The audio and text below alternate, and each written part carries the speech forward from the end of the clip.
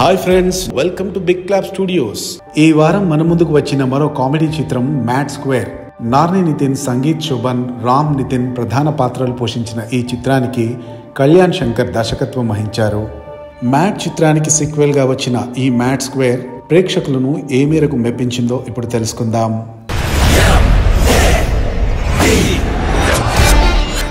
Ashok, DD alias Damodar, Ram Nitin ఈ ముగ్గురు college నుంచి బయటికి వచ్చిన 3 సంవత్సరాల తర్వాత లడ్డూ పెళ్లి కోసం కలుస్తారు. ఈ పెళ్లిలో జరిగిన అనేక నాటకీయ సంఘటనల నేపథ్యంలో లడ్డూ పెళ్లి ఆగిపోతుంది. పెళ్లి కూతురు లేచిపోతుంది. ఆ తర్వాత జరిగిన కొన్ని సంఘటనల అనంతరం ఈ మ్యాడ్ బ్యాచ్ గోవాకి వెళ్తుంది. అయితే గోవాలో ఈ బ్యాచ్ కి అనుకోని సంఘటనలు ఎదురవుతాయి.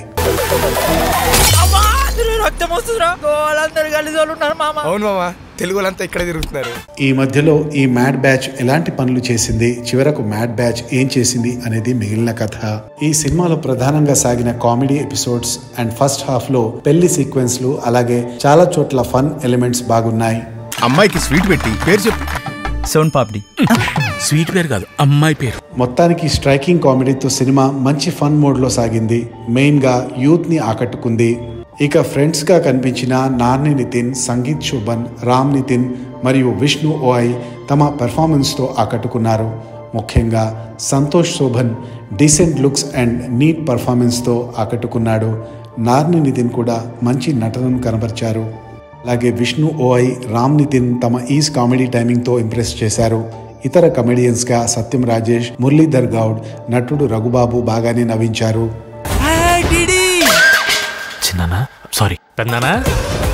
ఈ మ్యాడ్ బ్యాచ్ అనుకోని సంఘటనలో చిక్కుకునే సన్నివేశాలు, అలాగే ఆ సమస్యల నుంచి వారు తప్పించుకోవడానికి ప్రయత్నించే సన్నివేశాలు బాగా అలరిస్తాయి. ఆ సన్నివేశాల్లో అందరి నటన చాలా బాగుంది. హీరోయిన్ గా నటించిన ప్రియాంక జవల్కర్ కూడా ఆకట్టుకుంది. గ్లామర్ తో పాటుగా తన నటనతోనూ ఆమె మెప్పించింది. ఇక మ్యూజిక్ డైరెక్టర్ భీమ్స్ మ్యూజిక్ బాగుంది. ఆయన మార్క్ సాంగ్స్ ఆకట్టుకుంటాయి.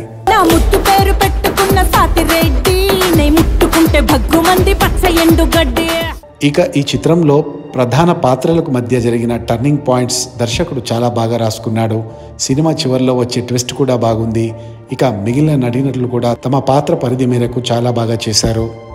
ఇక దర్శకుడు కళ్యాణ్ శంకర్ ఈ సినిమాలో చాలా క్యారెక్టర్స్ ను, అలాగే చాలా ఫ్లాట్ పాయింట్స్ ని పెట్టి మంచి ఫన్ రాబట్టినప్పటికీ కొన్ని సన్నివేశాలు స్లోగా నడిపారు.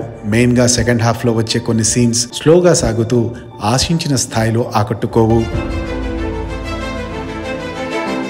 ఇక మొత్తంగా చూసినట్లయితే ఈ చిత్రంలో కామెడీ అన్ని వర్గాల ప్రేక్షకులను ఆకట్టుకోలేకపోవచ్చు. దీనికి తోడు కొన్ని సీన్స్ లాజిక్ కూడా లేకుండా సిల్లీగా సాగుతాయి. వీటిని పక్కన పెడితే అసలు సినిమాలో ఒక కథాంశం అనేది ఏమీ లేదు.